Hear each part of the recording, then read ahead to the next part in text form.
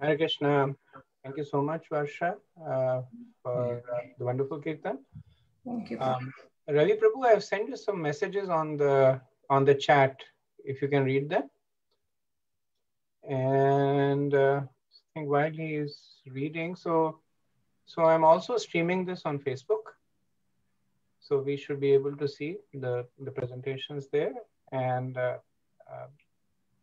so I want to thank all of you for those who are making the presentations, those who are audience making presentations later on. Overall, just I want to thank you for inspiring interest on Bhagavad Gita, the study of Bhagavad Gita. It's a wonderful topic. And in the association of devotees, it becomes much more relishable. So without further ado, I'm going to hand it over to Ravi Prabhu, and he's helping moderate the whole thing. So over to you, Ravi Prabhu. Thank you, Prabhuji. Hare Krishna.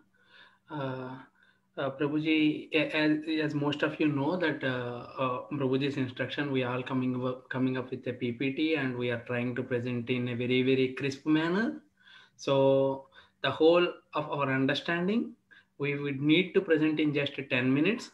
So, and Prabhuji suggested me to be the timekeeper. So I would do is like when it is 9 minutes, I would sound a bell like, and then like within remaining 1 minute, you need to conclude.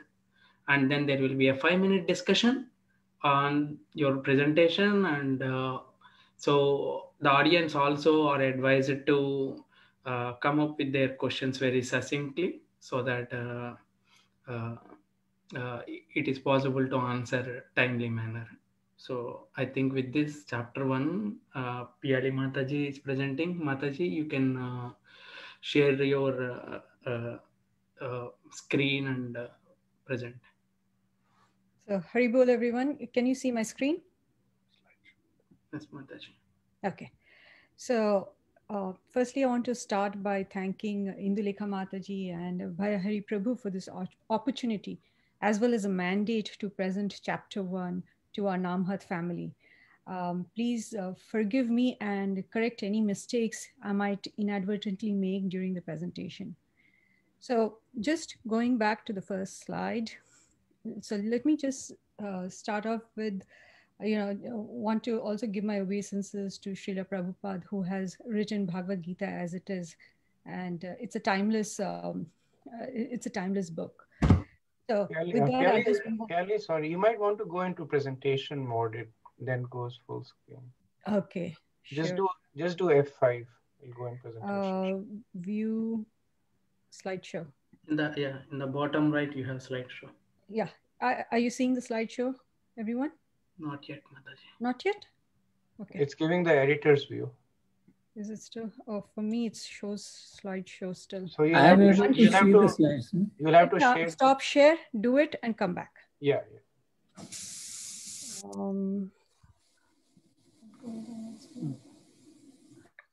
View.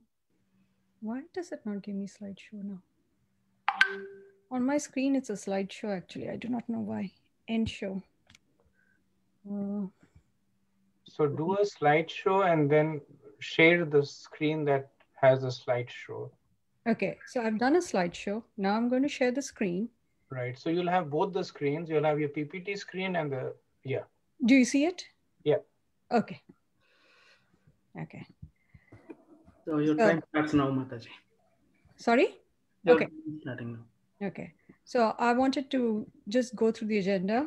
I want to cover 4 topics before I dive into chapter 1 of the Gita. So I just wanted to let, Gita is also known by its other name like Gita Upanishad. And lots of glories of the Bhagavad Gita has been sung and has been narrated by many people. But I wanted to highlight one of them, which is the Gita Mahatmya in the Padma Purana. And it is the setting where Lord Shiva is telling Parvati Devi on why the Bhagavad Gita is a very important scripture to us. And picking this example, the last verse that is there in the Gita Mahatmaya, where it says like Eka Shastram Devaki Putra Gitam, Eko Devo Devaki Putra Eva, Eko Mantra Stasya Namani Yani, Karmapi Ekam Tasya Devasaya Seva. So this basically translates to let there be one scripture, the song from Devaki's son Krishna. Let there be one God for the whole world, Sri Krishna, and one hymn, one mantra, one prayer, which is the chanting of his name, which is the Maha Mantra that we know of, the Hare Krishna Maha Mantra. And let there be one work, the service to the Supreme Personality of Godhead. So, topics that are covered in the Bhagavad Gita. So the overarching concept that is used in the Bhagavad Gita is that of dharma. And dharma is the intrinsic property of any being. And under this overarching concept of dharma is these are the 5 topics that are covered. So it is about the jiva. It talks about the jiva. It talks about kala, which is time. It talks about prakriti, which is the material nature. It talks about Krishna, the Supreme Lord. And it also talks about karma. And the reason I've put the 4 pictures on one side and karma on the right side is the ones on the left side are eternal, whereas karma is the one that starts and stops. So it's kind of finite. But these are the 4 or 5 topics that are covered throughout the Bhagavad Gita. And then it just is touching upon the structure of the Bhagavad Gita. There are 700 verses in the Bhagavad Gita in 18 chapters. And the first 1/3 of it covers the karma yoga. And then the middle portion of it, the essence which is right in the middle is the bhakti yoga. And then towards the end is bookended by the Gyan yoga, which is in chapters 13 to 18. So before going into the Bhagavad Gita, the prayers before reading the Bhagavad Gita, I want to just say that before I just jump into chapter 1. Om Ajnanatimirandhasya Jnanancha Shalakaya Chachur Unmilitamena Tasmai Shri Guruve Namaha. Shri Chaitanya Manobhishtam Stapitam Ena Bhutale Swayam Rupa Kada Mahayam Dadati Swa Padantikam. Vandeham Shri Guru Shri Yuta Pada Kamalam Shri Gurun Vaishnavam Cha Shri Rupam Sagarajantam Sahagana Raghunatha Vitam Tam Jeevam Sadvatim Savadhutam Parijana Sahitam Krishna Chaitanya Devam Shri Radha Krishna Padam Sahagana Lalita Shri Vishakhan Vittam Cha. He Krishna Karuna Sindhu Dina Bandhu Jagatpate Gopesha Gopika Kanta Radha Kanta Namastate Tapta Kanchana Gaurangi Radha Vrindavaneshwari Vrishavanu Sute Devi Pramani Hari Priye Vancha Kalpa Tarubhasya Cha Kripa Sindhu Evacha Patitanam Pavanebhyo Vaishnavebhyo Nama Namaha. Sri Krishna Chaitanya Prabhu Nityananda Shri Advaita Gadadhara Shivasadi Gaur Bhakta Vrinda. Hare Krishna, Krishna Krishna, Hare Hare, Hare Rama, Rama Rama, Hare Hare. With this, I want to proceed to chapter 1. So the section 1 has 6 chapters, and the name of the chapters are listed out over here. Just to give you an idea about the names of the chapters, because they also bring through the essence of each of the chapters. We went through the prayers already. So I'll dive into chapter 1. So the chapter 1 has 2 major sections. One is the setting of the scene, and the second part is where Arjuna has his doubts.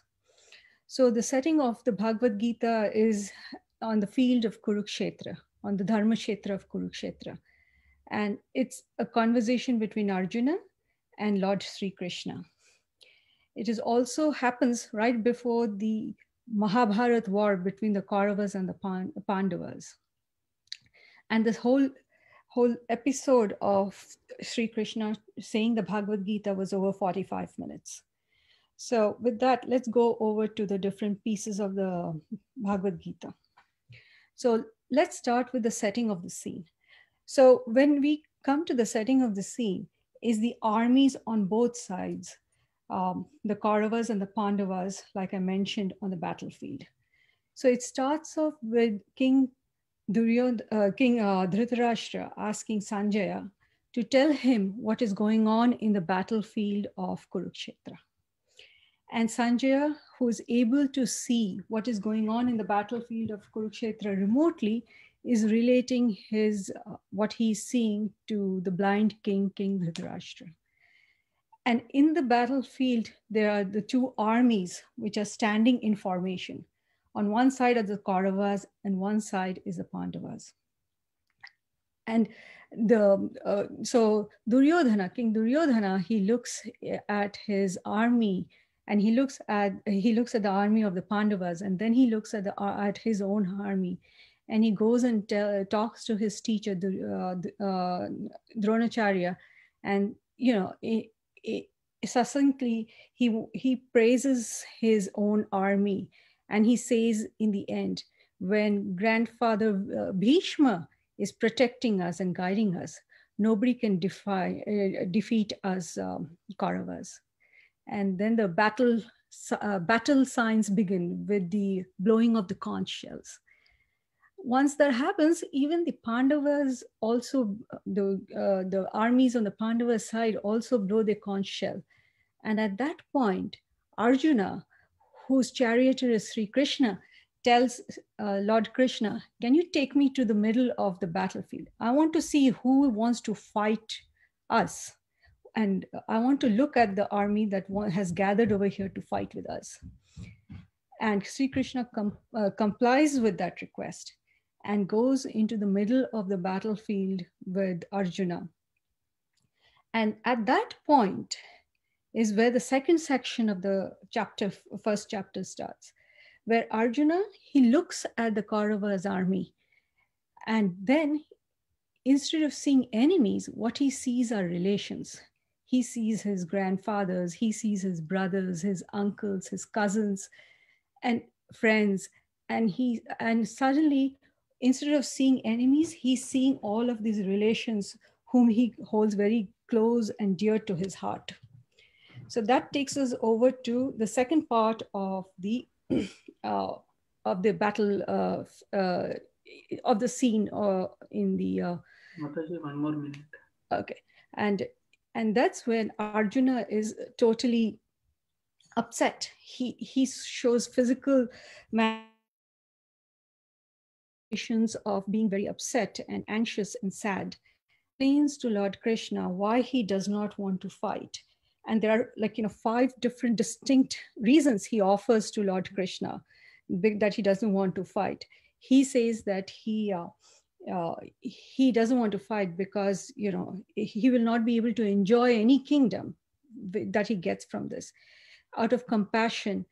And then he also is worried about the destruction of family values, and and he just refuses to fight and gives up to fight.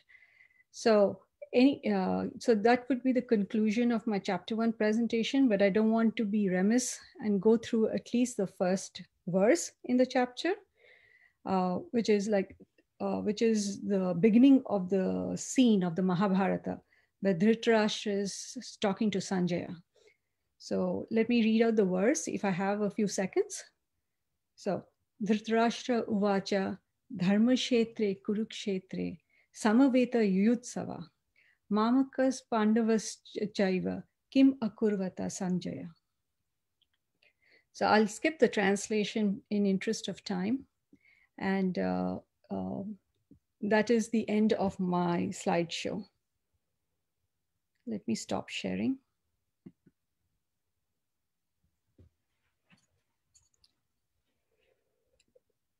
If there are any questions, commentary, suggestions to how it should have been differently presented, please, you're welcome to say that.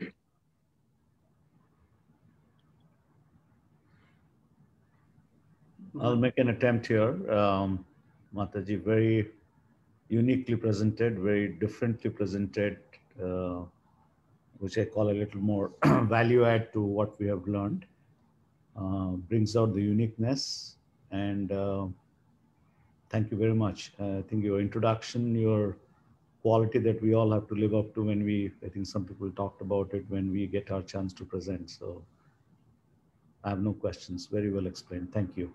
Thank you, Prabhu. Hare Krishna, Piyali Mataji. Just a question. Arjuna asked so many doubts. Which doubt was the most predominantly? In my mind, I think like his first doubt, where he thinks that if he kills his relations, how can he enjoy life, or how can he enjoy the kingdom that he gets from such a fight? Because the context is the Pandavas were fighting for a kingdom. They were banished from all their kingdoms, so they were fighting for a kingdom. So how can he enjoy a kingdom which comes at the cost of his own relations? That, in my mind, was probably the biggest thorn on Arjuna's side. And he had other reasonings, he added on other reasonings as he was telling Krishna, because he knew, he also was very well versed in the scriptures, right? So he knew the ramifications also of it. And the second part, if you want to go in order, second part would be like, he was worried about the kukarma that he would have or get by engaging in these kind of killings. That is my interpretation, Prabhu, but I don't think Srila Prabhupada has mentioned it anywhere. Thank you, Mataji. Yes, sir. Just one clarification, Piyali Mataji, and before that, wonderful presentation. Your slide 1 mentioned 45 minutes. So do we understand this whole Bhagavad Gita conversation between Krishna and Arjuna was really 45 minutes? Prabhu, to me, it was probably a lifetime of conversation between Arjuna and Krishna. But who am I to question what's written in the scriptures? It's mentioned as 45 minutes. Yes. Awesome. Thank you. That's where I remember reading somewhere, Prabhu. Perfect. That helps. I had that question from a long time. That's all time network. Hare Krishna Mataji, Piyali Mataji, very nicely presented. And the part when you mentioned Shivji has described it to Mata Parvati as part of Gita Upanishad. That's probably is a new part. We all know that Srila Vyasadeva has narrated it, that Krishna is telling that in the battlefield of Kurukshetra. But what the source, is it part of Shiva Purana or from what I know, it's a part of the Padma Purana, the Gita Mahatmya section, which has 7 verses. And it is also there in Srila Prabhupada's Bhagavad Gita as it is in the introduction section. Oh, okay. Thank you so much. Very nice presentation. Thank you. I wish you would have more time to cover the whole thing, but yeah, it was still good. I think I got lucky because not much of the philosophy is in the first chapter, which takes a lot of time to explain. It is the setting, but I'm very happy that absolutely to be able to have done this service. Very nicely done. Thank you. Thank Piyali, you. a good start. Very nice. Very nicely presented. Thank you, Seema. Thank you. If there are no other questions, I'll hand it back to you, Ravi Prabhu. Thank you, Mataji. And big round of applause to Piyali. Thank you. You're embarrassing me, Prabhu. You did a great job. Thank you, Prabhu. Prabhuji, before going to the next speaker, Sachi Jeevan Prabhu, you have any comments or suggestions or anything you wanted to share, Prabhuji, or we can move forward? Let's move forward, Prabhu. Sure. Thank you. Sachi Jeevan Prabhu, over to you. 7:33. Yeah, Prabhu, I'll try to keep the time. This is one of the biggest chapter. I think the second biggest chapter. I just shared my screen. Everyone able to see it? Okay, thank you. Om Jnanatimirandasya Jnananjana Chakshuram Vitam Yena Tasmai Shri Ravi Namo. Om Vishnu Padaya Krishna Krishna Putri Srimati Radhanatha. So chapter 2, as the name mentioned, is the content of Gita summarized. So chapter 1 is kind of the setting, and Arjuna is kind of asking Krishna to put the chariot in between the two armies, and then looking at all his kins and his father, grandfather, and all his friends, he gets bewildered and then raise these 5 questions, or rather arguments, why he don't want to fight. So the chapter 2 kind of starts from there. It has, summarizedly, Krishna tried to refute all his arguments, saying no, why he should fight, and try to convince him. And at the same time, he is kind of giving a high level of what Gita is all about, the summarization of Gita. So that's a high level summary of this chapter. Yeah. So it has kind of 5 sections in total 72 verses, 5 sections. First section is Arjuna kind of repeating his all 5 questions or query arguments, why he don't want to fight. And at the end, in the 7th verse, he's saying kind of, I don't want to fight, and he surrenders. That's one of the very important points here. Krishna explains in the later part in one of the verses that, who is qualified to listen Bhagavad Gita, and which is the basic, one of the pillar of our Vaishnava philosophy, that once someone has to surrender to Guru, or the spiritual master or the Lord, to get the message or the knowledge. And the very famous acronyms Prabhu has mentioned, I try to mention that, which is very easy to remember, CEADI. These are the 5 arguments that Arjuna has put in front. C is compassion towards others. E is enjoyment. So if everyone he kills, then with whom he's going to enjoy. F is the fearfulness of the sinful activities, that if he's killed his father, grandfather, and so on and so forth, he's going to incur sin. D is kind of the family dynasty will be destroyed. And then the last one, I, is the indecisiveness, that he don't know what to do in this particular scenario. So if we look at the first 4, it's kind of, he's trying to follow the dharma, which is swadharma, as per the basic philosophy of dharma, which people normally combine between swadharma and paradharma, which we'll explain a little later.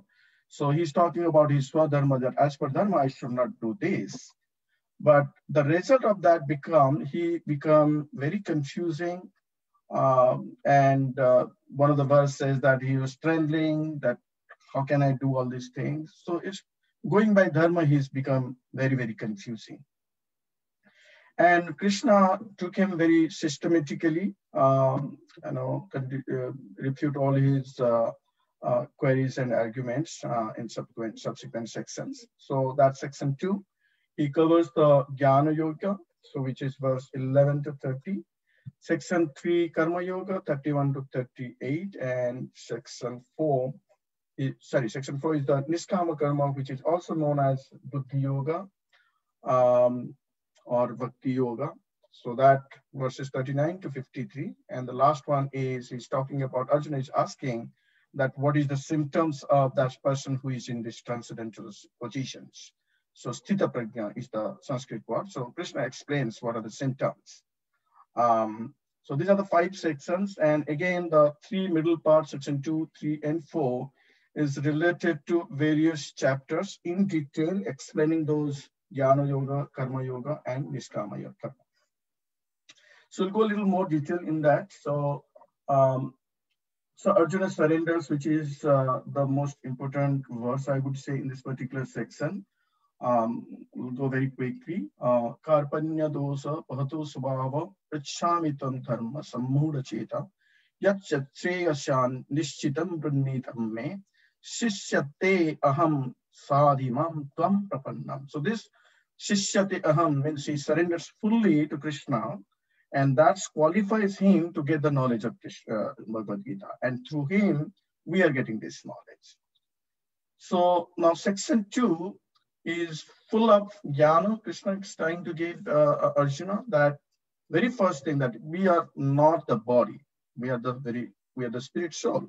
And that's the basis of Bhagavad Gita. And Prabhupada quite often mentioned this, and all his direct disciples and all those white disciples specifically mention this in their realization. And this is the one specific reason why they imbibe this philosophy, and which clarifies most of their doubts.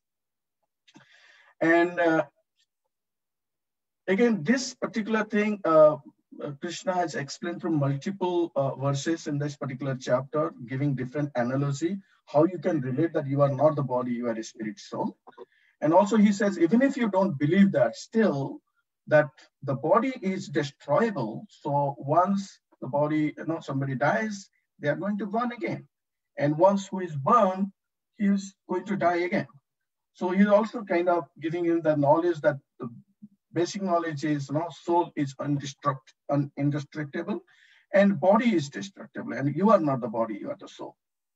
And many verses he is explaining the characteristics of soul. So some of them I try to capture here. 2.12, we know Natam evam jatunasam, Natam nevi janadipa, na jaiva na bhavishyamaha, sarve vayam atahaparam. Also there 2.13, 14, 22, so many. Dehinosmin yatha dehe kumaram yauvaram jara, tatha deham saprapti dhirastasya namiyati. So these are the verses probably we can go in detail. But various analogy through different examples, Krishna has explained that yes, you are not the body, you are the soul, and you should not lament if you are going to kill them and thinking that their body is going to be destroyed. Then he moves to Karma Yoga, which is verse 31 to 38. And he's explaining, again, giving specific answer to his 5 questions or arguments, explaining why he should fight. And the benefit of saying that if you fight, you can either win or lose. In either case, you are going to get heaven. If you win, you are going to rule over the whole world, and then after you die, you go to heaven. If you lose, still it doesn't matter. You straightway after you get killed, you go to heaven.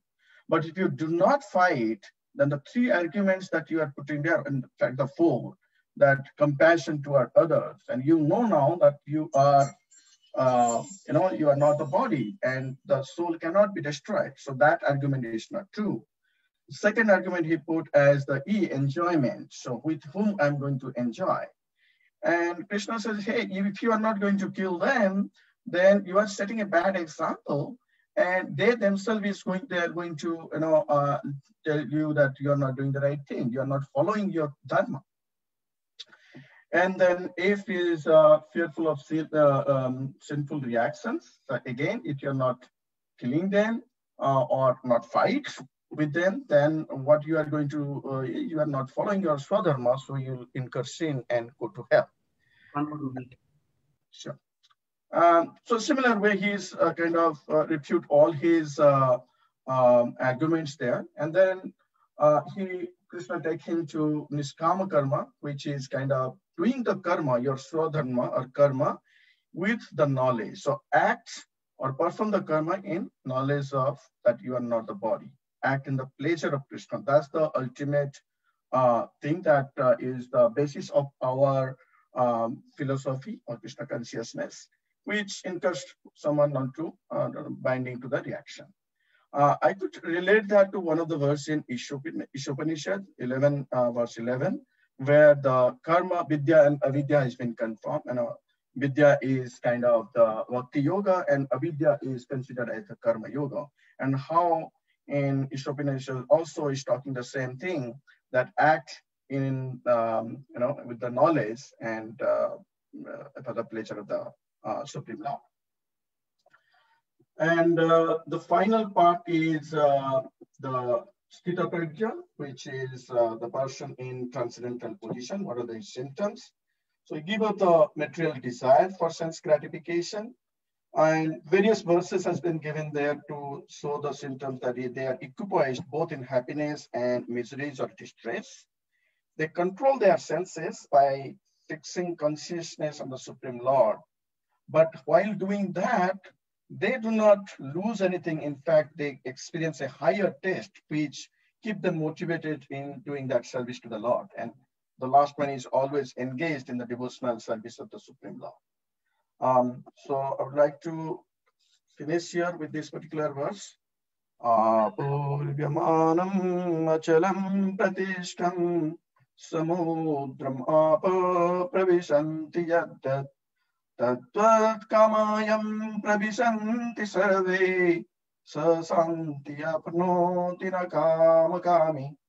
A person who is not disturbed by the incessant flow of desires that enters like rivers into the ocean, which is ever being filled but is always still, can alone achieve peace, and not the man who strives to satisfy such desire. So with this, I would like to stop. I know I have exceeded the time a little bit. Thank you, everyone. Hare Krishna, Hare Bol. Prabhuji, it is so wonderful, Prabhuji. For 29 verses for preparing PPT, I literally died. But you made it so wonderful, with so many verses, quoting, and a very beautiful slide, covered whole chapter. Wonderful, Prabhuji.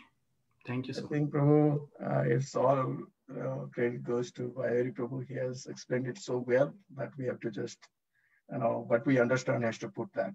That's all. But I think that was very helpful. Thank you, Prabhu.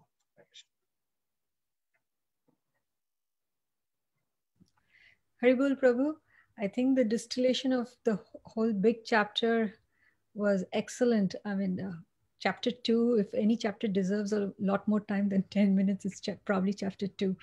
So thank you, Prabhu, for being for putting all of the major ideas together and giving it concisely to us in this format. Thank you, Mataji. I loved your slide, Prabhuji. This summary slide has everything. Very nice. Thank you very much. Very good graphics. Thank you, Prabhu. Just try to summarize because time is so short. Just try to keep everything at one place. And it's a little busy slide, but that's what I thought. Thank you. Thank you, Prabhuji. Very nicely explained. Very good. Thank you so much, Prabhu. Prabhu, I do have a question if I'm allowed to. Is that okay, Prabhu?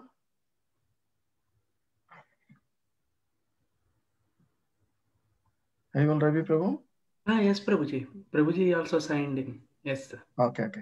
So, sorry. So, my question is why Krishna started with Jnana Yoga? Because normally, if he's chapter wise 1 to 6 is in the middle.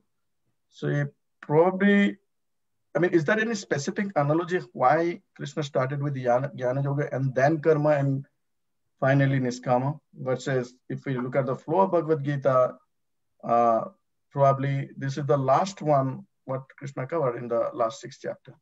Any specific analogy, Prabhu? Prabhu, I have a theory. Yes, Mataji. Yeah, it's pretty much in the order in which Arjuna asked his questions. Like the first one is about compassion, right? He has compassion about other living beings. So now Krishna is telling him that living beings are, body is ephemeral, not ephemeral, I should say finite, whereas the soul is infinite. That's why he's explaining that. And the second point that Arjuna had brought up was about enjoyment. So I think it follows the question pattern that Arjuna had to Lord Krishna. Absolutely nice, Mataji. I never thought from that angle. Yeah, it makes sense. Thank you. Very nice, Piyali. I didn't think about it, but actually it does make sense. The questions do correlate with the sequence. Also, one of the reasons that is given is that everything that Krishna says is subsequently that he says is based on the acceptance that you're not the body or the soul. So that's the first thing that he speaks, which he doesn't speak about later on. He will not say that you're not the body or the soul. So acceptance of the Vedic instructions, acceptance of elevation to the higher planet, the acceptance of the need to act from the platform of soul, they're all predicated on the understanding that you're the soul, which is what Sankhya Yoga is. Krishna makes that point first and then builds on that. But Piyali makes a better point. Both are equally good, Prabhu. Thank you so much. Okay, if there's nothing else, I would like to stop and hand it over to the next presenter. Sampoorna. Thank you, Prabhu. Thank you, Prabhu. Welcome, Sampoorna. Hare Krishna, Prabhuji. The only kid who is presenting. You're right, we have 10 minutes time. Yes, 1 second. Let me find my Sure. presentation. It's here somewhere. I'm trying to find it. Okay. You can put the screenshot. Yes. Yes. Then we will start the time. And okay. Om Jnana Timirandasya Jnananjana Salakaya Chakshura Militaya Mina Tasmai Shri Gurave Namaha. Hare Krishna. So for chapter 3, I have 2 slideshows. One is with some pictures and some questions, and the other one is for translations, the summary of some translations. And I'm going to mix them both to make the presentation. So first of all, some background information. Right now, Krishna is with Arjuna, and Arjuna does not want to fight, and Krishna is trying to persuade him to.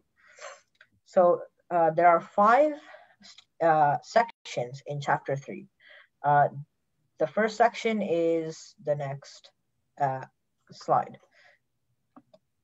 which is questions by Arjuna. I'll answer the questions after I read the translation.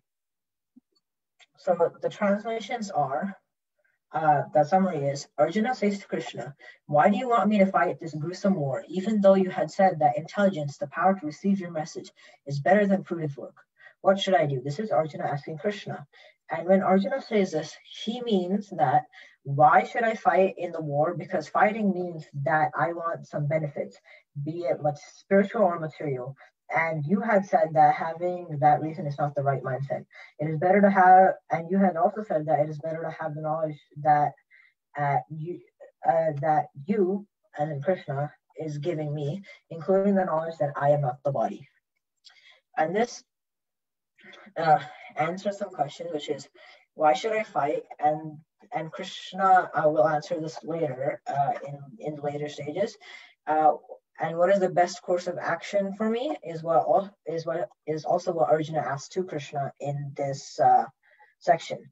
And here Arjuna is confused on his standpoint because he doesn't know if he should fight or if he shouldn't fight.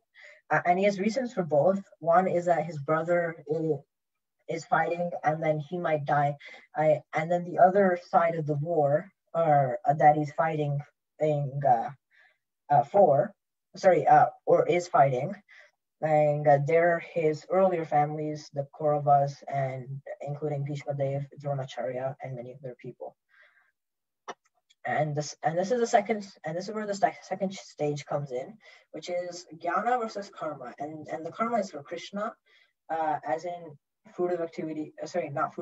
service to Krishna. And this is when Krishna is telling Arjuna the 2 types of people who want to realize the self, or who they are. Again, I'll answer the questions after the translation. Here, Krishna is saying, in these slokas, Krishna is telling Arjuna that there are two types of people who try to realize the self. One goes about using their minds and philosophy, which is the Vedas, and the other goes about serving the Lord Krishna. This is Krishna consciousness. He also states that it is not possible to attain knowledge by just stopping fruitive activities, nor is it possible by just using the Vedas or philosophy, which means you have to have a combination of both for excelling in spiritual life. You have to have a combination of reading the Vedas and understanding them, and also by serving the Lord. But it is impossible to use anything other than what the senses have given you. So this includes the caste that you are in. This does not mean that the family you're born in. It means by what you act, as what the Vedas have said, that caste is a person is put into a caste on which they act as. Then if a person is giving or receiving knowledge while also being attached to material objects, they are a fake. Krishna says this. But if a person tries to control the active senses while starting karma yoga in Krishna consciousness, they are much greater. And this shows that if a person is still attached to material objects, but is trying to gain knowledge or give knowledge, they're not doing the right thing, and it's much better to try to control the senses is while practicing karma yoga in Krishna consciousness. And this is the questions. What are they? Philosophy refers to the Vedas and the reading of the Vedas and understanding of them. And service means serving the Lord or Krishna. And in some cases, this could include demigods too. Which is better?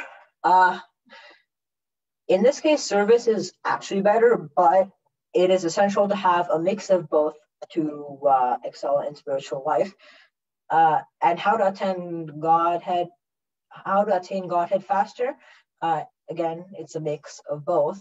And the fastest way is through Krishna consciousness, ISKCON. The third stage is sacrifices. So I'll answer the questions and the pictures later. The translation is, Krishna also says that Arjuna should still fight because it is better to do your prescribed duty than not to do anything at all. You should do your duties because it satisfies Vishnu, and that keeps you from being attached to the material world, because that is what the Creator sent you to do. And also, Krishna starts by telling Arjuna that the sacrifices or service will then please the demigods, and by pleasing them, humanity will prosper because of the benedictions or things that they give humans. But if a person does not offer their fruits back to them, that person is a thief, for it is them who provided the things. This means what you are given, you should give back. But while people offer food to Krishna, while people who offer food to Krishna do not gather any sins, anyone who eats only to please themselves will gain a lot of sin. And that means if you offer food to Krishna, which most people do, you're taking away the sin from eating that food because you're giving it back to Krishna. The cycle of this is as follows. Any living thing has to eat. This is, well, common sense. That food is brought by the sacrifice or some service, and that sacrifice is performing your duties. This is all written in the Vedas, which the Supreme Personality of Godhead has given. And the reason food is given by the gods is because they give things like rain and prosperity to humans.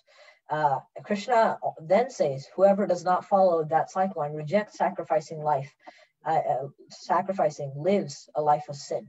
But whoever is Krishna conscious does not have any duty, for he is not attached to anything material and only has to serve Krishna, because that the person does not shelter something or does something something or someone that is material. So a person should only do acts of duty because of their duty and not for a material desire. This basically means that a person should not act because they have to gain something that they want. It should either be something that they need, or to please Krishna. And this is when the questions come in. What does sacrifice mean? Sacrifice doesn't necessarily mean like a yajna. It could include a yajna, but it's mostly service. Who to sacrifice to? You can sacrifice to any god, but Krishna especially recommends Krishna himself, because as he is the god of God. He is the god of gods. What will it do? It will give you the needs of life, and it will bless prosperity on yourself and humans, and it'll also help you go to Godhead, because then you are getting better karma, and this will explain later. How can a person sacrifice? They can sacrifice by doing their duties. And Arjuna does this later in the battle when he fights the war. The third part is setting an example. This I'll answer later. 1 more minute, Sampul. Okay, I might go over a bit. Many people have attained this stage. One is King Janaka. Even though I'm the Supreme Personality of Godhead, I still have to perform my duties. For people will follow the example of someone greater than them.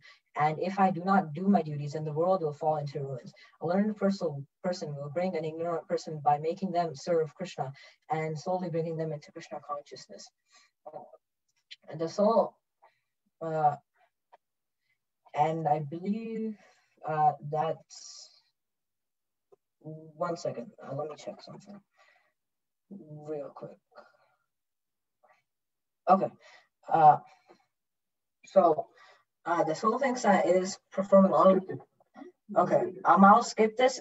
In short, is basically that a soul thinks that he or she is controlling the body, even though it's the senses. And for this, you have to fulfill your duty, so that other people will follow your example and can attain Godhead faster. And who do people follow? People follow people who are influential and people who are greater than them. What should an influential person do? They should do their duties and follow the Vedas. How does this apply to Arjuna? This applies to Arjuna because many people probably look up to him, and because he's one of the 5 Pandavas, and he's probably very influential because he's going to take part in the battle of Kurukshetra. This is the last part, which is sinful activities. I'll answer this one question later. This is the part. So in short, it's Arjuna says that why does the spirit soul do sinful activities even though it's from Godhead? It was in Godhead, and it had the tendency to do pious activities. And then Krishna says it's because of material things, or like things of material nature and passion, and that makes the soul want to get more and more, or things that are material. And basically, in short, it says that, and Krishna says that you have to control your body, mind, intelligence, and senses by serving him and following the path of bhakti. The question is, why should the soul want material danger or want material desire? And that was answered before. The fire is represented is here because Krishna says that the soul is like a clean fire, but there's smoke around it when it comes to the material platform.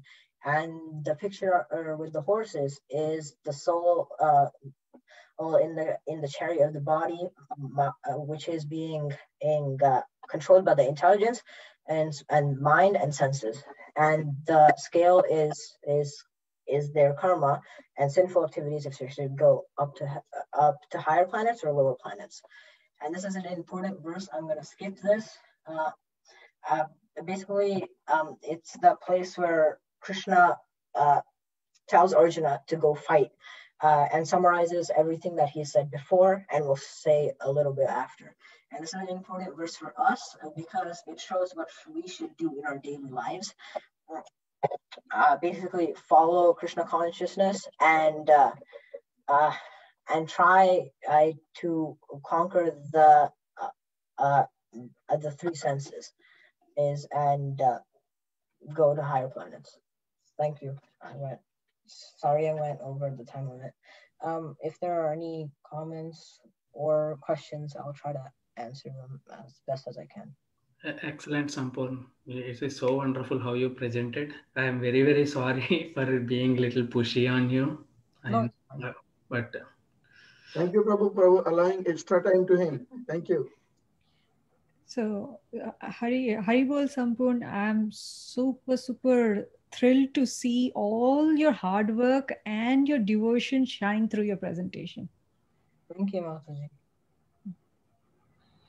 Just want to echo what she said. It's just so incredibly beautiful. Thank you. Hare Krishna. Thank you.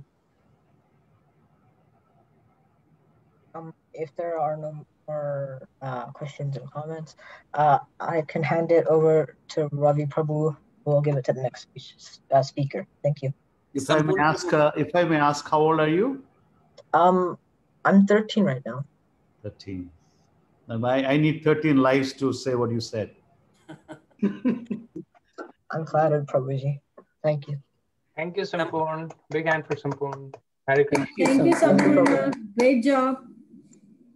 Thank you. Can I ask a question to Sampoorna, please? Sure. Prabhuji? Yeah.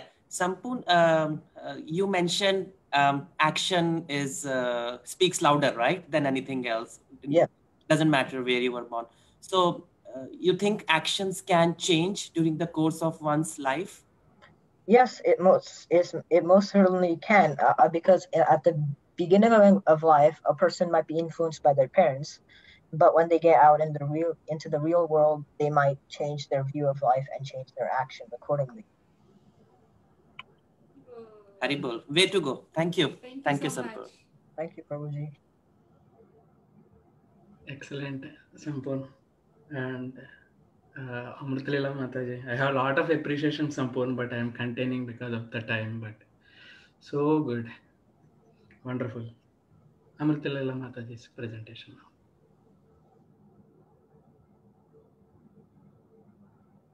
Hare Krishna, Prabhuji. Just have to open my presentation.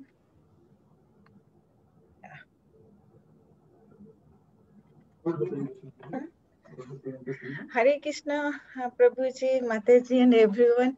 I'm so sorry. I'm just copying, presentation slides. Oh.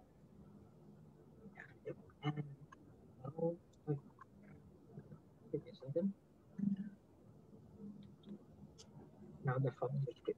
Yeah. Hare Krishna, Prabhuji, Mataji, Dandat Pranam. All goes to Srila Prabhupada. I'm so sorry. My time will start whenever I'll do this after the prayer. Is it okay, Ravi Prabhuji? Sure, Mataji. Yeah. I beg all your forgiveness. I just stole Prabhuji's slides and I felt, Prabhuji explained so well. I kept a very few. Sorry, Prabhuji, 1 second.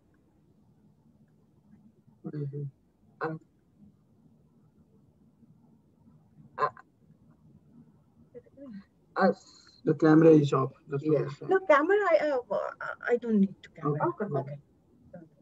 Okay. Okay. Agyana Timirandasya Gyana Jaina Salakaya Chakran Animittam Jaina Tasmai Sri Gurave Namaha. So as all the three speakers, they mentioned Arjuna is bewildered.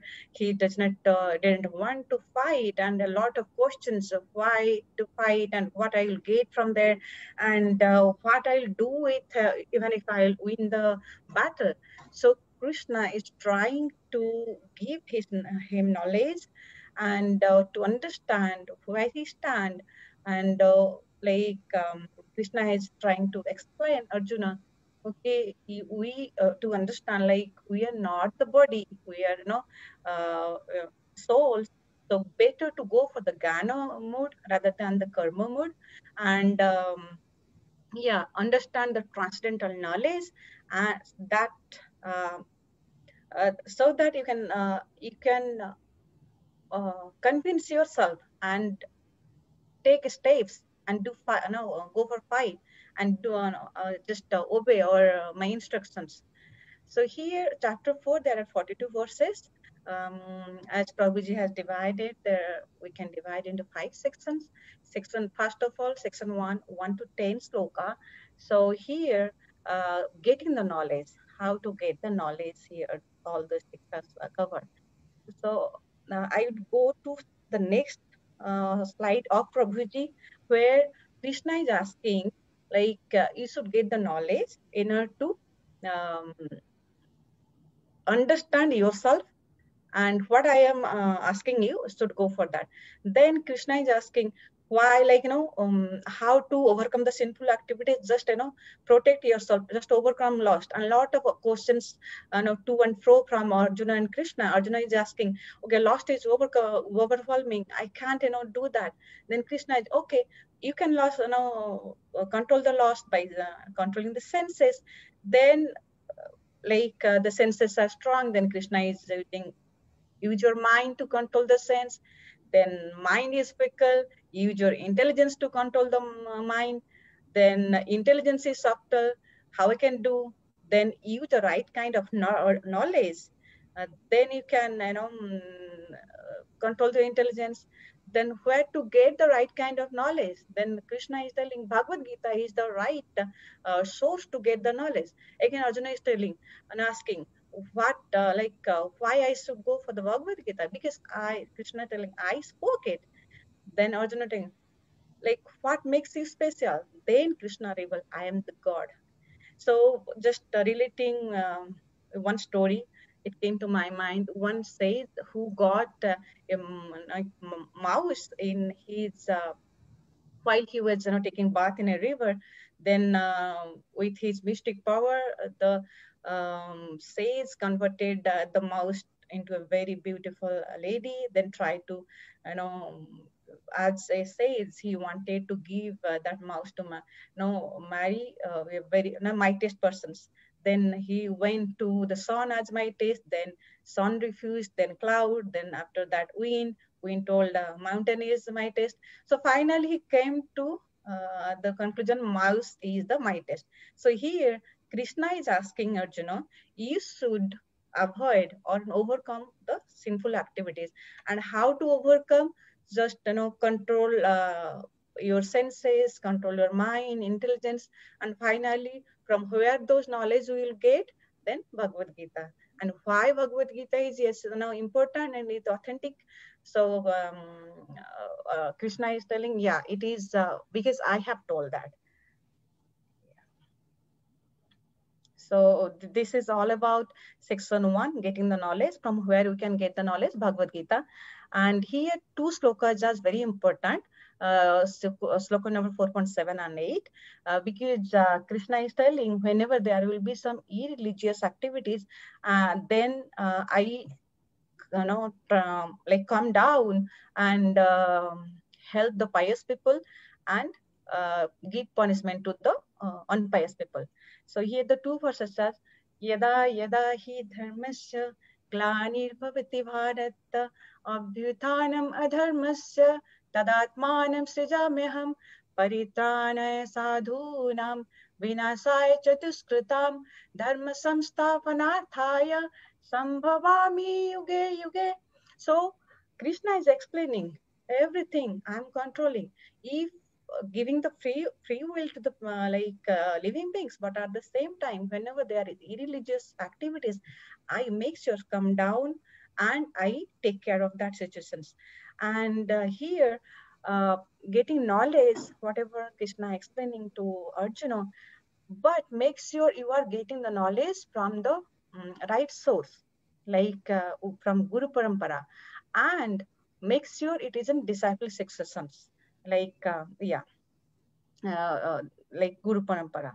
And coming to second part, here section 2, understanding the knowledge, verse number 11 to 15. Understand knowledge, how one can understand this transcendental knowledge. So here Krishna is revealing that I rewards the jiva as per the extent of their surrender. Who is surrendering more fully to Krishna, then Krishna accepts his sins and then give the transcendental platform. So Krishna here explains Arjuna that he is the creator of everything, yet he is not attached to anything. And there is no work that affects Krishna, nor he is aspiring for any fruits of the actions. So who understand this truth about Krishna will be free from the fruitive actions of the work. So all those people who have followed this or understood this, they are getting liberated. So Krishna is asking or advising to Arjuna to follow the liberated souls' footsteps who have understood like Krishna is everything. He is doing everything, but again, then he is not attached to anything. So this is a transcendental knowledge. Yeah. Then coming to how we can apply the knowledge in our day-to-day life. So there are different ways we can apply. Some people, so Krishna here is explaining what is action and what is inaction. That means what one should do and what one should forbidden. And it is very important to understand what we should do in this life after life. We have enjoyed our senses and this life in a human body. We got the opportunity to understand about the Supreme and to understand about all the transcendental thing that happens, and Krishna is giving the opportunity. So how we can apply? Some people they do the austerity, they do different sorry, just I am so yes, sorry Prabhuji, I'm just going. So there are a number of ways we can do that. Suppose a few people, they can study and hear, and they can sense control, and they can do the charity, and other people, they can do austerity or Ashtanga yoga, and some people can celibacy. The different way or different ashramas, there are prescribed duties one can follow and one can achieve the transcendental knowledge. And coming to sections 4, realizing the knowledge, that is the similar way Prabhuji has explained. Some brahmachari achieve by controlling senses, others they can control their mind and senses. Other people do take very strict vows, and some do by sacrificing their possessions, and a lot of austerity. So, and people, they do yajna and studying Vedas, lots of way that we can realize especially in Krishna consciousness. Prabhupada has given a lot of different books he has written that, and time over, sorry, I'll take 1 minute maybe. So this way we can realize the knowledge. Coming to advantage of this, we can avoid the Vikrama or sinful activities, and we can do the Niskama karma, or can understand the transcendental knowledge given by Krishna, and we can come out of the sinful activities, and of course we can understand Krishna and liberate from this life and birth cycle. So the verse to memorize is the 4.34. That Vidi Pranipatana Pariprashnaya Sevaya Upadiksanti Jnanam Grani Nes Tattvadarshina. So yeah, this is all about chapter 4. Prabhuji has well summarized in 5 sections. So the summary here is understanding the knowledge given by Krishna and applying in the life, realizing that transcendental knowledge and advantage of this, like how we can take the advantage means we can get out of this cycle, birth and death. Thank you so much, Haripol. And beg all your forgiveness. I used Prabhuji's slide. Maybe next time I'll do a little bit more research.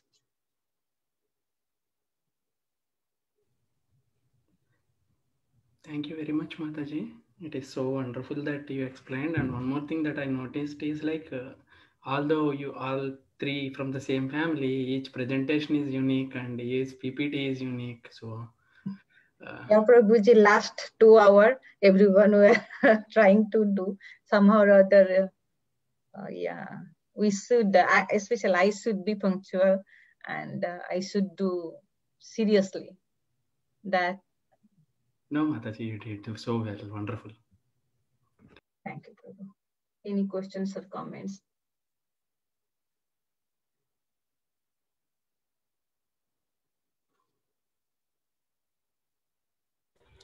No questions, Mataji, but I'm hoping next time the 4th member of the family will also present. Oh, thank you so much. All your blessings, Prabhuji. Vaishnava's blessings.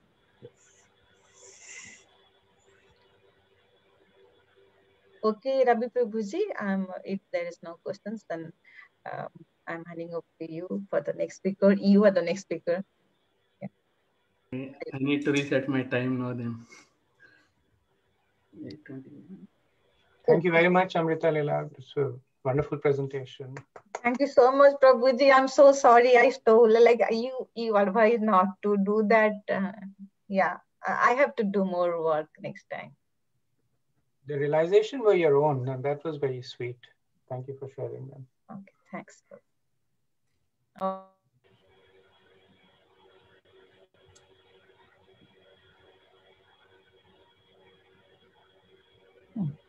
Mataji, you can stop sharing this now.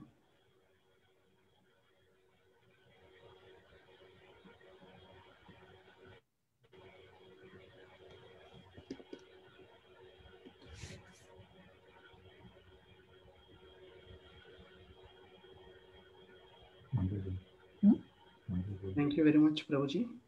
I think my screen is visible.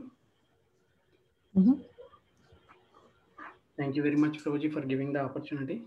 Namo Vishnupadaya Krishna Prasthaya Bhutale Srimate Bhaktivedanta Swaminiti Namine Namaste Saraswate Deve Gauravani Pracharine Nirvishesha Sunyavadi Paschachade Satarine Jai Sri Krishna Chaitanya Prabhu Nityananda Sri Advaita Gadadhara Srivasadi Gaura Bhakta Brunda Hare Krishna Krishna Krishna Hare Hare Hare Rama Rama Rama Hare Hare Hare Krishna. Today the chapter I was asked to present is Chapter 5, Karma Yoga, Action in Krishna Consciousness. So far, devotees explained so wonderfully, so I just wanted to give a recap, and then I would go into the chapter. So the chapter, it all started with the bewilderment of Arjuna, like he desires not to fight, and he gives seemingly all valid reasons. And but still, like he was sharing all his thoughts why he shouldn't fight, and that is what in the chapter 1 Krishna doesn't speak anything other than like he says only one word, saying that like these are all kurus, like in one verse he just after keeping the chariot in the middle of the battlefield, like he says that these are all kurus. That is the only thing Krishna says. And in the beginning of the 2nd chapter, like Arjun surrenders to Krishna, because even though he gave highly moral and ethical standards, by all means good reasons, but still because of his lack of connection, at least although momentarily, he's unsatisfied. So that is kind of a lesson for us also. And then like the importance of connection with Krishna. And then like Krishna teaches the Sankhya philosophy, the knowledge of the soul. This is a very, very key principle based on which the foundation on which the entire Bhagavad Gita is built. Krishna built on the basis of this. And then he teaches Karma Yoga, and then Sankhya Yoga means knowledge of the soul, and then Karma Yoga, and then Krishna recommends that you act on the platform of the soul. That is the combination of Sankhya and Karma. We can say this is Bhakti Yoga because it is in connection with on the platform of soul, which is transcendental to the modes. So that Krishna teaches that. And but Arjuna became confused in the chapter 3. He inquires because he thinks that Buddhi Yoga means inertia, because anything transcendental means our general idea is like, we go to a place and we meditate, but we don't work. So with something similar understanding, he thinks that Buddhi Yoga means inertia, and he further inquires which is superior, and karma or jnana, because his interest is still lies not to fight. Then Krishna teaches Karma Yoga in very detailed manner, and he explained the superiority of karma over jnana, like that CS Pan, that is explained the suitability of karma and the potency of karma. All those things are explained over there. And what Krishna advises is like, this is to act as per your adhikar. It is not a choice that, whether I can choose Karma Yoga or I can choose Jnana Yoga. It is not like that. It is the point of suitability, to which practice you are really suitable. And then, of course, Krishna further gives a glimpse of Nishkam also, like with the examples of Janak and all. So, and then further Krishna continues saying that Jnana, in the 4th chapter, Krishna teaches the Jnana that what he is telling, the transcendental knowledge, that is in the context of karma, like how best you can perform your actions in that relation. And as part of that, he gives 2 knowledges. One is Bhagavad Jnana and another one is Atma Jnana. Bhagavad Jnana is the Jnana about himself. Krishna telling about himself, because he tells with the reason, he explains that with the reason that only Krishna, being God, his information or whatever the knowledge that he is giving, it should not be taken anything lesser than that. So, because humans make mistake, but God never. So, and then he further elaborates on the Atma Jnana. And then in the conclusion, he says that you need to act in, in action, meaning like with the neutral mind, that is the Nishkama mindset, with the perfect knowledge that you need to work. But again, like work in inaction, it confuses, because renunciation in a knowledge, it confuses Arjuna as cessation of activities, not doing anything. So that is when like he asks whether I need to work or whether I need to renounce. So that is the context where again he is asking this question, because until the heart is satisfied that I should fight, until then he cannot take up the battle, because the challenge before him is huge. And then Krishna not only answers that, he explains who is the real doer. He is explained actually in this chapter, just like in chapter 2, the Sankhya knowledge of the soul, how very key principle basing on which they build. Similarly, like the who is the doer, like that is also the very it is a fulcrum, based on which once somebody understands who is the real doer, then it is very easy for the jiva to move towards bhakti also. Because in the material world, everybody is with the idea that I am the doer and I am the enjoyer and everything should happen as per my whims. But Krishna really tells how good a doer you are, like he explains that.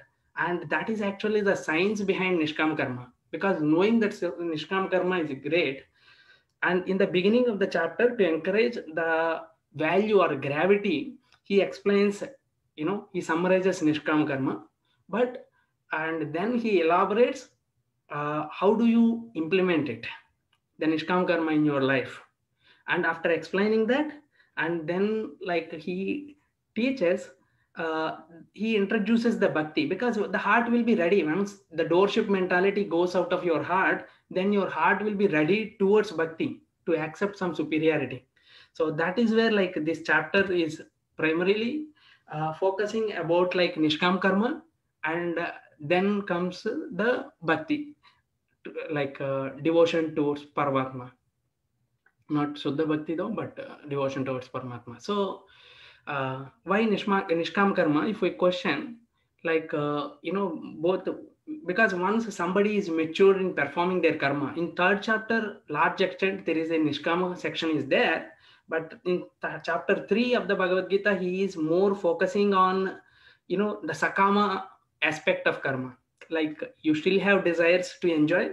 So with that, but once somebody is matured in karma, performing karma, then he is qualified to perform either Nishkam Karma or Jnana. Both gives the same destination. That is, your actions doesn't yield any result, any reactions. And Jnana also does the same thing. But Krishna says that Nishkam Karma is superior. This is in the first 12 verses, like he gives this emphasis. And Krishna teaches, like, it is easy. 1 minute. Sure, Prabhuji. So, it is easy for the jiva because naturally he being active and his senses are, in the conditioned state, his senses are engaged by performing Nishkam. And the safety aspect also he explains. Suppose, while performing Nishkam, if I fails, at the max I will fall down to Sakama. Whereas in Jnana, if I fall down from there, all I am doing is sinful activity, Vikarma. So, and also the Jnana aspect is also included, because when you act based on the Jnana, then that turns into realization, that is Vijnana. So, which naturally purifies. With these reasons, he emphasizes the importance of Nishkam, and he gives the reasons. Like, if you if you have the knowledge, what is your duty? Duty is on the platform of body, and then what you do is Karma Kanda. And if you realize that you are the soul, and then it is Nishkam Karma you can perform. And if you know who is Krishna, and then what you perform is Bhakti. And then who is the doer? Like, I will just take a minute. This is the key principle, because understanding this, any spirituality is possible. Because as long as we think I am the doer, nothing much can be done. So because we already given the jnana already about the karma, nishkama, atma jnana, all those things in 2, 3, 4 chapters are given. With those foundation, he is telling that, jiva being pure spirit soul, how can, he has no relation to matter. So how do you think that you are the doer? And so jiva cannot be the doer. And Paramatma, he is personally not vested in, he is just neutral. So, and what all he does is like he does sanctions. He witnesses and he sanctions, nothing more he does. So he's also, you can say, he's never implicated. And Prakriti means Swabhav. One will have Swabhav. These are the 3 possibilities. It is dead matter. So, and then Krishna explains it all starts with Jiva desiring. Jiva desires that I wanted to do something.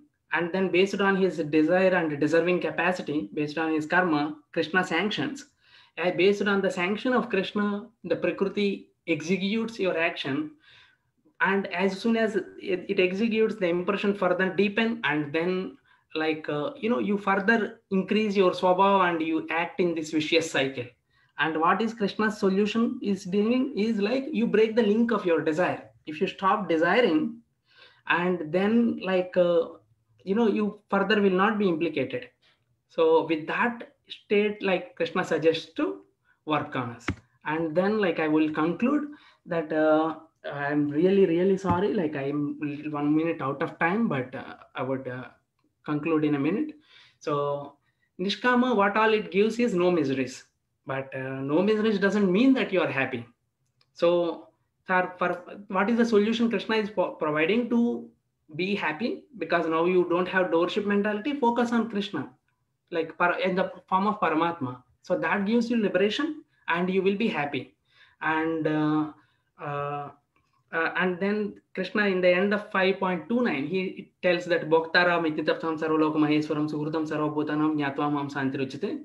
That means that no me to be the supreme, like Yajna Tapasam, for all the Yajna and Tapasa, I am the enjoyer, and I am the Supreme Lord, Sarvalok Maheswaram, and I am the best friend. By knowing these things, you will be happy. That is the connection. And we have other words also, like how they will be, and then with these things, how do we focus on Paramatma? That we will discuss in the next chapter. Thank you very much. Hare Krishna. Questions, please.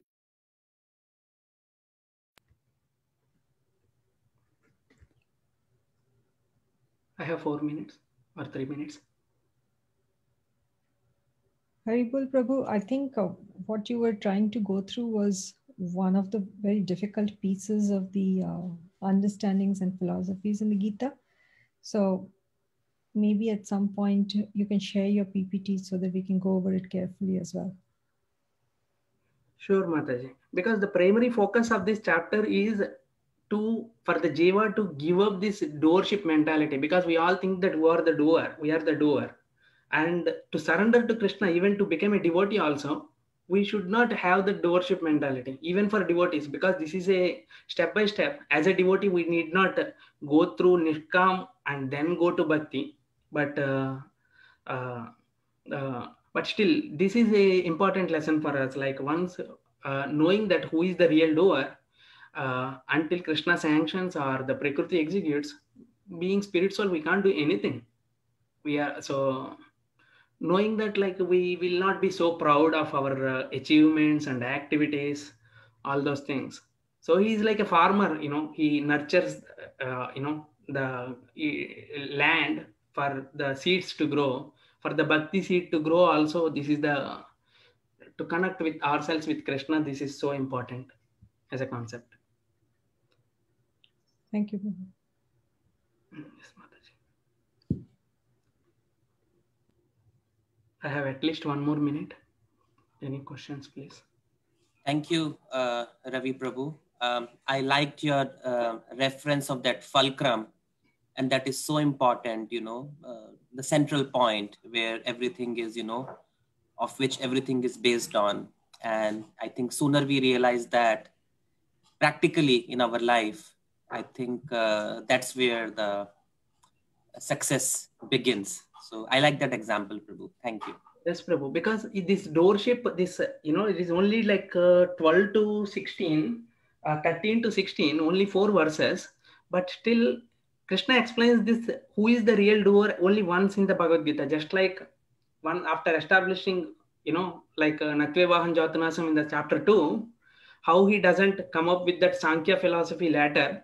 Similarly, after explaining this, knowing this, we can easily understand Bhakti, we can relish Bhakti more. Next 6 chapters, knowing this would be so important. Even our devotion to Paramatma also. Like, so this is also explained only once in Bhagavad Gita. So just if you have time, like just one question, what is the practical way of being non-doer? Non-doer is like, one thing is the philosophical aspect we saw. And in the 18th chapter also, the 5 aspects of, that can decide our activities, like Jiva, Krishna, and Prakriti, and then body and senses. How these 5 are the factors that influence karma. So this is one thing. And another thing is the neutral vision towards our activity. Because by being a devotee of Paramatma here, we may establish that neutrality mentality. It is like practice, with Bhakti, it is a lot easy actually, we have some relishment and all, but Nishkama is extremely close to Bhakti, but it will take lifetimes actually to mature ourselves into Nishkam. But ultimately, all we are doing is, as a worshipper of Paramatma, we appreciate the quality of neutrality in Paramatma, and slowly, when Krishna sanctions, or we cultivate that same neutrality as a follower of Paramatma. So we cultivate that. It's easier Thank you, said Prabhu. than done. It takes lifetimes, Prabhu, Nishkam Karma. Bhakti is Can I add a comment? Please, Mataji. I think by practicing detachment is where you can, that's my personal feeling, is where you can reduce the me part or the ego part of, or the feeling of the doer, that I am the doer. So Sure. that is what I wanted to tell, respond to Lalji Prabhu for his question. Very true, Mataji. Very true. Again, like practice, like, that is jnana converts to vijnan. That happens by practice. And I heard that Nishkam takes many lifetimes to mature ourselves. We are fortunate to have Srila Prabhupada and our Guruji, Prabhuji, and we are directly practicing Bhakti. And just to add, like Prabhuji taught us, right, the humility, the definition of humility, which is to think less of oneself, not low, but less. Yes, Prabhu. Thinking less about themselves, but yeah. Yes, Prabhu. Agreed. Small comments from my side, Ravi Prabhu. First of all, the fact that Prabhuji has delegated you to coordinate this, obviously you are the chosen one. When you speak, it gives me a feeling of your profound understanding of every chapter, not just this chapter that you talked about. That's point one. Point two, I love this concept of niskama karma. I think it takes a lifetime for each one of us. We can say that we can get it. It's a big struggle. At the end of the day, there's always a no matter how much we try, there's a little bit of ego would always be left within us to claim that little fame, whether we are cooking or speaking or asking even a question. Is my question the right question now? Is it a better question than rest of us, right? And I think my understanding is I would agree with it. But I think what do you do personally? I'm sure you have lived your life a little bit. When you go in that yo-yo between a niskama karma and just a doer, because we are definitely doing 100 things in a day. Even if however much we realize niskama karma, that means I want to get out from being a doer, just the activity, and it starts and ends without any attachment, without any claim to fame. When you personally go, because so much, when you speak, I can only say that you have definitely read scriptures and understand it more than I can ever do it. And when you yourself get into that dichotomy of a doer versus a non-doer, just a activity. I got the question, Prabhuji. What do you do when you are in that confusion?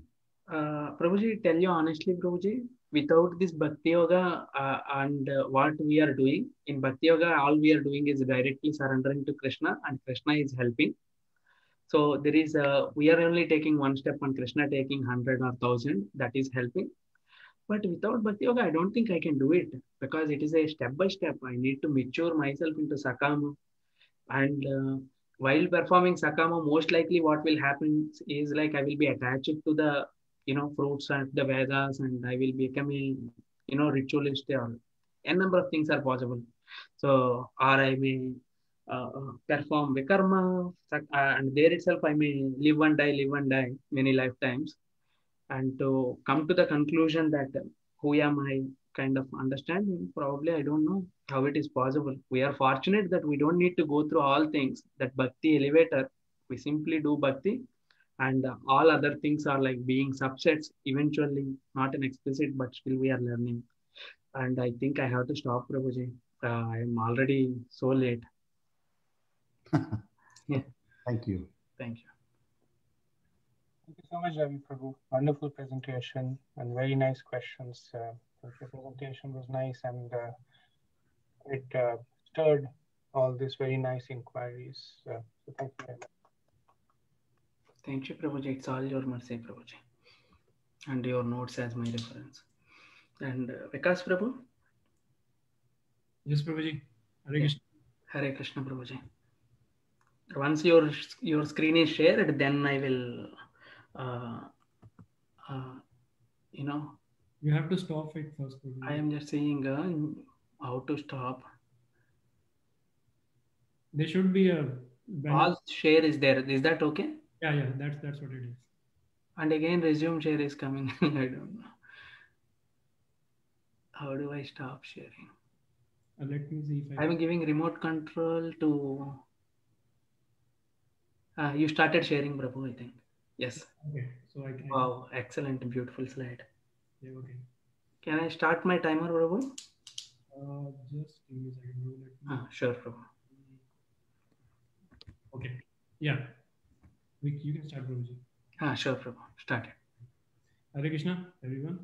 Thank you, Prabhuji, once again for giving us the opportunity and like for all your like hard work you have been doing to teach us, like at least get us started in this process. So I'll be going through the like chapter 6, which is the last chapter in the first section. It's basically takes up. This is where like our first section completes, and the next section about the Bhakti Yoga start. So this section basically talks about the Ashtanga Yoga, which we started. We have been like doing in the last 5 chapters. So it basically starts with the Karma Yoga, where it's a person like starts getting the realization that he can do his duty, and so like at least to take action to do his duty, to perform his duty, right? But the biggest thing here is like he's always attached to the result of those duties. So like once he gradually doing his duties, he gets the like realization about okay, what things are good, what work is good, what work is not good. So he started doing the work in a way where it's a like right thing for the right purpose, basically. So by doing this, it gets to the Nishkam Karma, which Ravi Prabhu beautifully like explained. So that's where it takes him to the stage where he gets some peace. So if you look at the concept, it's a journey from starts to happiness. And the ultimate aim of this whole process is to get the liberation. So this is one of the process. Then we'll be like learning about the other 2 processes in the like further chapters of the Bhagavad Gita. And the final stages is the Dhyan Yoga, which is the Ashtanga Yoga. So till now, what we have learned, it will, if anyone follow those process, understand that process, what he will achieve. So every time we do something, we are aiming for a goal, right? Like every time we are doing something, we are working because we can earn, we can like serve our family. We are eating so that we can feed our body, right? So like when we are doing any kind of actions, we kind of like being a human being in that like material world, we kind of should be looking at a goal, because that keeps you focused and that keeps you going. So because that gives you like determination to follow the process, faith to that when you do something, you get a realization that what I'm doing, like I'm feeling that what is said in the scripture is right, and I'm getting that thing, so that I can get a like more inspiration to do it like much better thing. So that is the like the final stage is the Ashtanga Yoga, which basically is the aim to get into the happiness mode. Till this time, Nishtan Karma time, like we would get into a situation where we will be able to see everyone with the same eye. So we'll be able to work like without with detachment, and we will be able to see like all soul as a part and parcel of the super soul, like not to differentiate anyone. Like we should be like having lot more jealousy and all those like the material negative qualities which we have. So this is the like the process which has been described in the first 6 chapters, and this is the last one. So we'll be talking about this then. So basically, it starts with what is Ashtanga Yoga, right? So there's like 8 link. Asht means 8, and link Ashtang means Asht, and Ang, basically 8 limbs of yoga, right? So the mnemonic here is thank you, Prabhuji. Like this really helped me in remembering like why nap, why is yam, nap, niyam, asana, pranayam, and then please is please like pratyahara, definitely dharana, and dhyan and samadhi. So this is the gradual process. Like so what was the like one of the like biggest like hurdle in this process is it's a really long process. We can't really, if you want to attain a like liberation, it won't be able to done in like within a day or two, right? So it's a lifetime. It's not even one lifetime. It's like many lifetime of the process, which like in this chapter Krishna actually proves like, and then this is the chapter where we would be getting from Krishna that the confirmation from Krishna, like the various answer like we generally have, where it is written that if we are doing some spiritual activity, like it will be carried over to the next birth, right? In this chapter, Krishna says, yeah, if you do this, you will start where you left from in the previous birth, right? And what happens, like if as we know, like nobody has seen like a life after this. So, but what happened, like what will be my next birth would be? So Krishna says, like if you, depending on which level you like lag behind, you will start from that next level. So these are the like two very important points which Krishna confirms. And we know like is the Supreme Personality or the God, or if he's saying something, so that is true. So we can take mark his word.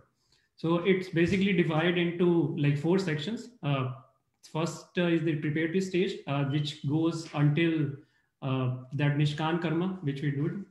Then the advanced stage comes in Pratyahara, Dharana, and Dhyan and Samadhi. So once we are able to get into that stage of like self-control, basically, first, if we want to like the process which have been like followed like in today's world is like either it's yoga or it's meditation, right?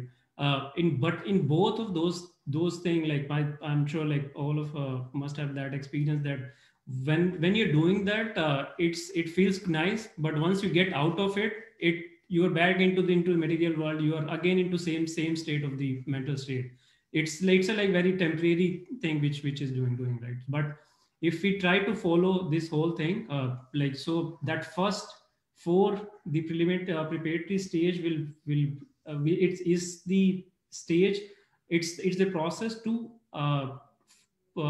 first to like control your body so that you can control your mind, because second later, like that's why it's known as the like advanced stage, because controlling a body is easier than controlling your mind. So you have to have experience in controlling your senses, so that comes so that you can control your body. Once you have that experience, then only you take that experience and then understand the like next 4 steps, which is say like you give up your work, you practice detachment, you like go into the jungle or like or whatever is described in this chapter. So this was summary about the like Ashtanga Yoga. Then this chapter is divided into 3 different sections. So first like 9 verses explains how the advancement of the Ashtanga Yoga is the last 4 pieces of the Ashtanga Yoga. So it basically describes about the gradual advancement. And if we see from the Sakam Yoga to the Ashtanga Yoga, it's a like step-by-step process. Like everybody, most of us also, like we started from Sakam Yoga, like where we always used to work to get some kind of like benefit or like some kind of appreciation out of it. But gradually, at least like we are still not there yet, but at least we are getting into that stage. Okay, like whatever we are doing, we are able to detach from the result. At least we got the knowledge. At least we are like practicing towards like detachment process. So if you keep following, you can like, that's like different. The Ashtanga yoga, the last 4 is like really difficult. That's where you have to sit in a, like, that's where the like the second section comes into the picture, like how to do that, the last 4 steps. So Krishna explains like what you have to do, when you can do it, like how to do it. So it basically defines the process that you have to like follow the Brahmanical procedure, where you left everything, then go to a secluded place, you sit in a straight posture, like, then do a like meditation for a very very very long time. So it's a like really long time. Like if you remember the Dhruv Maharaj, like he did the Pashtanga yoga to achieve Krishna. And the main difference between a normal meditation and this meditation is here a yogi is working towards the liberation. But what liberation? Like he is working towards to get Krishna. So that's his ultimate goal. So so he can like, and there, like with every process, like you can fail or you can pass, right? But so this is the destination of a yogi. The last section of like last 10 verses, Krishna explains like what happens if someone fails in this process. First one, if someone fails, if he's like very early, so he will take a birth in the like opulent family, so it's where he can at least start. So as we have seen in like Indian culture, like at most of the like the really rich family, like they are like they might not like they might not, they're like pretty spiritual, like they, in case of like the following the rituals, they are like pretty sick, because they generally have like, if we look at the like our old scene where the kings, they always have to follow some process where they have the brahmanas to advise them, so they have to like do some kind of like spirituality, even if they like it or not, right? And if a person fails at the mature level, then that is good too. So he will be able to take birth and the devotees family, so where he can start again. And if he gets successful, so he will be getting the ultimate liberate, the object of meditation, who was it, the Paramatma realization. So basically he would be able to get one with himself.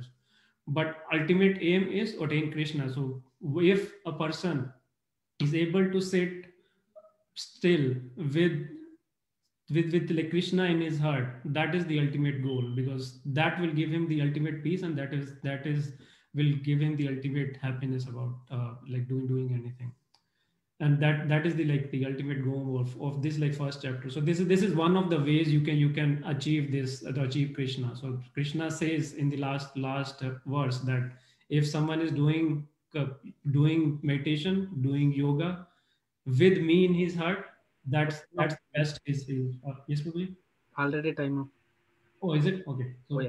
So that's the last one. Yeah, okay. So to summarize, so if we can see like from Nishkam to Ashtanga yoga, so it's like from the controlling of the senses to the mind control. And basically initially you have to really engage with your body, but here it's more about you like controlling your mind, which is really difficult.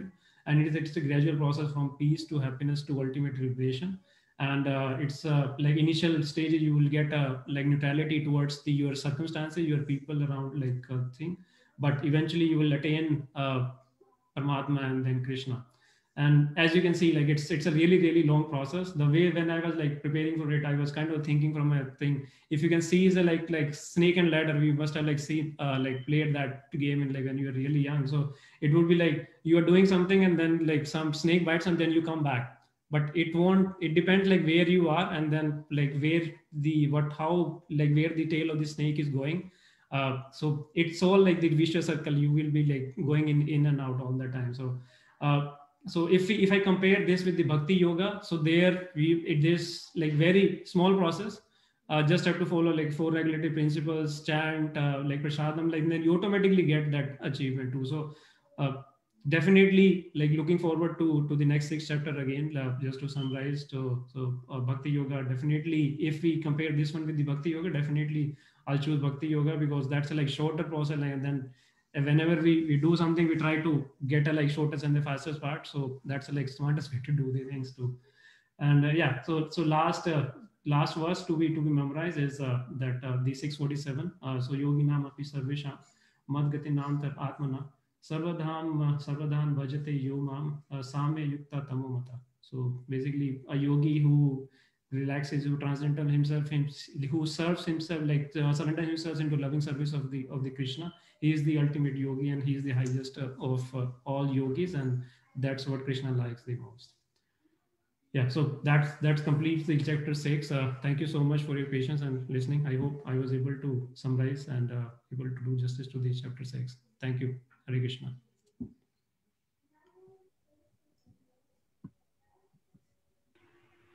Thank you very much, Prabhuji. Thank you, Prabhu. So wonderful, Prabhuji. Seeing all your slides, I was thinking, fantastic. And your presentation also is so good. Like, everything is so good. And Prabhuji, maybe and one question that I would ask is like, how does the transition, is Krishna explained the transition from chapter 6 to 7? Because from 7 onwards, it's all bhakti, right? Right. So I am seeing this one verse, but can you share a little bit more like how he slowly driving from Paramatma to Krishna? Yeah, so basically like it starts with generally what happens is like he explains the Nishkam Karma in the like last 5 chapters, right? So here he's talking about like the where Krishna, like the Arjuna asked him, right, like, okay, what's the next level? Like you definitely want to, he's asking for us so that like we know like what's the process. Once you do that, still you are not, you still haven't achieved the liberation, right? So what are the next steps one has to follow to attain the liberation? So that's how this like chapter starts, and then Krishna starts with like the difference between a sannyasi and a yogi. Sannyasi, people just say like who have like left everything and just like went to a secluded place and then said like just do their work, but he's still not like meditating on anyone. He doesn't have any goal for liberation. So that's the difference between a yogi and a sannyasi. Like yogi should have a goal to meditate on someone. So whenever like we have seen in our like other yogas, like when people used to meditate, they used to meditate on some demigod or like someone, right? So that they can get that benediction, right? So you have a goal, you have like person who to go for. So that's what this is the chapter which connects both of them well, right? And then when Krishna explains, like then Arjun says, like as I was going, like you must have seen like this, just controlling our mind, like if we would think over like for 1 second itself, like it's not possible. So how about like you have to do it like for a really, really long time. So which is really, really difficult, right? So when Krishna explains the process to Arjuna, Arjun just get bewildered, like this is not possible to do, right? So you can't really control the mind. Like you can control he give example, you can control the wind, but you can't control the mind. So that's where eventually Krishna says like either you fail your success, this is what you're going to achieve. And then he summarized in the end that, okay, like if these are the things you can go. So he covers like each and every aspect of it. Like if you fail, you still have to start from zero. You are starting from somewhere in the middle. Yeah. Yes, Prabhuji. Yeah, very nice answer. Prabhu, I have a comment. I mean, it's a very short comment. Like, like how doctors keep preaching about the mind-body connection. I think that's how even Krishna is also talking about the physical and the mental mind connection, so that calming down the physical body with yoga prepares us for being able to understand more of the philosophy that he's talking about. That is one feeling I got when listening to this chapter, to Dhyana Yoga chapter. Right. Thank you, Mataji. Yeah, that's true. Thank you, Vekas Prabhu. Wonderful presentation. Thank you. Applause. And for all the 6 presenters, very nice and Bhagavad Gita is something that you keep appreciating over and over again. So every time you hear about it, some new realizations, new understandings. I'm deeply impressed by all the sharing and the scrutiny. So we will now have. Also wanted to thank Ravi Prabhu for excellent job doing the overall timekeeping and comparing. So we will do. I just also wanted to say thank you to all the speakers, and it was amazing. You guys are all ready to hold your own Namhats now, so be prepared. Very soon. Yes, everybody's ready to start lecturing. Surely So you're it's not going to be joking, just Miss one chapter, it's Angel. going to be the entire Bhagavad Gita and then the Srimad Bhagavatam and then the Chaitanya Charitamrita and etc. etc. So really, it was beautiful. Very nice. Thank you. And Sampoorna absolutely amazed me. I'm bold. That was awesome. Sampoorna. So Sharing, Mataji, thank you so much. Yeah. I mean, he was preparing for, I think, yesterday started. Yeah? He started yesterday and then he said, no, I'll present. No, I said, just Prabhuji's slides are there. Just go and do a summarization. But he said, no, I will add my own wordings to it. Okay, go ahead. wow, nice. That's amazing. Yeah, I'm to have the PowerPoint and he spoke with so much confidence. I'm put to shame over here. That was really nice. I'm proud of him.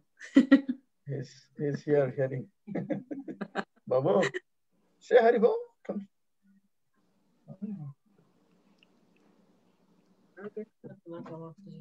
Haribo, Sampoorna. That was really nice, Betaji. Thank you. I'm very happy to hear and see you. So you are getting ready for, you're going to be the master chef of Krishna and the master preacher. Okay, thank you. Haribo. Khaja master. Khaja master, right. Yeah, but I mean, once a month, Sachi Gopal Prabhu has asked us to go to prepare that, Delhi sweet, Khaja. Khaja, nice. He's not allowed to fry it, but rest of the thing he does there. Okay. Yeah, fair enough. Because, yeah, the kids are not allowed in the kitchen anyway. Not allowed to go into the kitchen and frying things over the fire.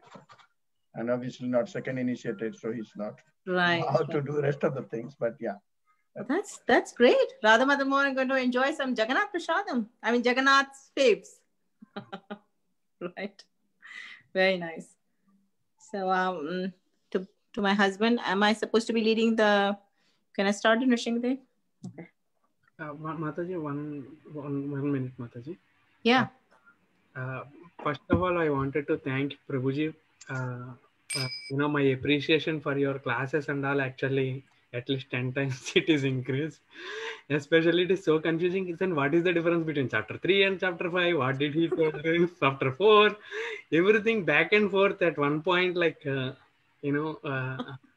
so actually your classes came to a lot of rescue and for preparation, and also it is so humbling experience by seeing other devotees presentation.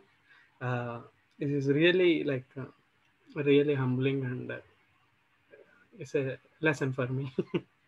Thank you so much, Prabhuji and all devotees. And if I can share next speakers also who are all there. Chapter 7, Shivani Mataji will be presenting. Chapter 8, Manjishta Mataji. Chapter 9, Priyanka Mataji. Chapter 10, Kajal Prabhu. Chapter 11, Dhaval Prabhu. And chapter 12 is Vraj Sundari Mataji. Wow. Haribol. What about Aradhana? She's coming in the last part, Aradhana and Sunil? Yes, Mataji. Aradhana Mataji is chapter 14. And what about starting on Christmas Day. Jeet Prabhu? No, not Jeet. Is he there? I'm pulling his leg. Is he there? I'm not sure. Oh, Meenu is here. Jeet Prabhu is here. Political thing, so I don't, Yeah, right. So I'm more interested in like I'm more interested in listening on the nationalistic thing, because I'm a nationalist, so. Okay. You know what? Krishna is the greatest politician. Yes. So probably, where there will be a lot of things regarding politics, I would definitely like to participate in those discussions. We'll hope that one day you're going to be the speaker too. Okay? Well, yep, I hope so. Probably, like when I have to change my way, the thinking, orientation and everything. Yeah. Chant, everything will change. Just chant. Everything will change. Yes. So probably it will take some time, like, yeah. Good luck. Okay. Yep. Thank you. And one more comment from my side, Mataji. Our Bhagavad Gita journey is ending on 25th December, which also happens to be Gita Jayanti. So it is Krishna's mercy and your blessings that it's a very nice coincidence that when we started and when we are ending, that day is Gita Jayanti. So yeah, that's true. It proves that Krishna's mercy is on all of us. Krishna, Krishna, touch wood, Baba. Now the reason you choose chapter 18, Prabhuji. That is amazing. Prabhu, I have a small request. So I'm sure, at least I definitely might have made made some mistakes or quoted what I felt maybe I shouldn't have. If you can tell me what those corrections are, I'd be very grateful. You're on mute, my dear husband. I think so. Yeah. Oh, no. Yeah. I don't think I can't think of anything off the top of my head, but I'll think more and see if there is anything.